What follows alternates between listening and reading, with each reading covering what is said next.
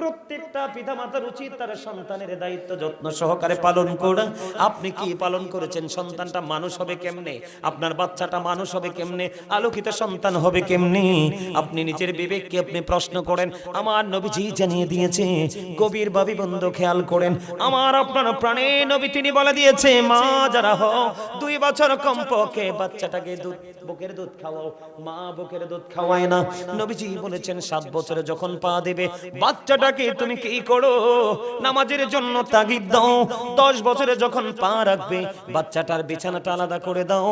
নামাজ না পড়লে তাকে হালকা পাতলা ভাবে প্রহার করো। কথা বলেন না কেন? আরো জোরে বলেন। 4 টাইম মিস্টেক, ঠিক কিনা বলেন? বন্ধুরে আমার, এত মিস্টেক করার পর একটা মানুষ সুস্থ থাকে কেমন করে? নিজেকে অহংকারী, নিজেকে গেট আপ সম্পূর্ণ পারসন, নিজেকে অ্যাক্টিভ, নিজেকে কেমনে মনে করে যে I am very successful person, I am the great person. কেমন করে তুমি মনে করো আমি তোমাকে বোকা ছাড়া আর কিছুই বলতে পারি না? ও বন্ধু, হৃদয় থেকে শোনো, তোমার সন্তান ধীরে ধীরে বড় হয়। তুমি তোমার সন্তানকে ইসলামী নীতি যে বিধানগুলো আছে সেগুলো ধীরে ধীরে শেখাও। এইটা শেখাইতে হলে আমার নবীজি শিক্ষা দিয়েছেন। আমার দিকে খেয়াল করেন। আমার নবীজি বলেছেন, আদিবু আওলাদাকুম আলা থালাতি খিসানিন হুব্বি নবীকুম হুব্বি আহলি বাইতিহি ওয়া আলা কিরাতিল কোরআন। রাসূল বলেছেন, বাবা মা যারা হয়েছে তোমাদেরকে আমার নবীজি দায়িত্ব দিয়েছে। আমার নবী বলেছেন, it is the love of the prophet, teach family love, learn to recite the holy Quran. আমার নবীজি বলেছে, ফার্স্ট টাইম নবীজি বলেছেন, হুব্বি নবীকুম teach the love of the prophet. তুমি তোমার সন্তানকে নবীর ভালোবাসা শেখাও, কারণ এই ভালোবাসা শেখানো তোমার জন্য ফরজ। কারণ নবীর প্রেম হলো ঈমান। নবীর প্রেম যার সিনায় নাই তার ঈমান নাই। পাহাড় পরিমাণ নেক আমল করলে, নামাজ পড়লে, দান সাদাকা করলে কোনোভাবেই বন্ধু দান সাদাকা কবুল হবে না।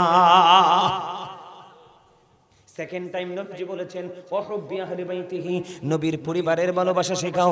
আপনি তো সেটাও শেখান নাই। ওয়া আলা কিরাতিল কোরআন, learn to recite the holy Quran, কোরআন তেলাওয়াত শেখাও, সেটাও তো শেখান নাই। এই কারণে বাচ্চা শিক্ষা পায় নাই, দিনের শিক্ষা। এই কারণে আপনার বাচ্চা মানুষ হয়নি। অন্যের বাচ্চা দেখে আপনি আফসোস করে লাভ নাই।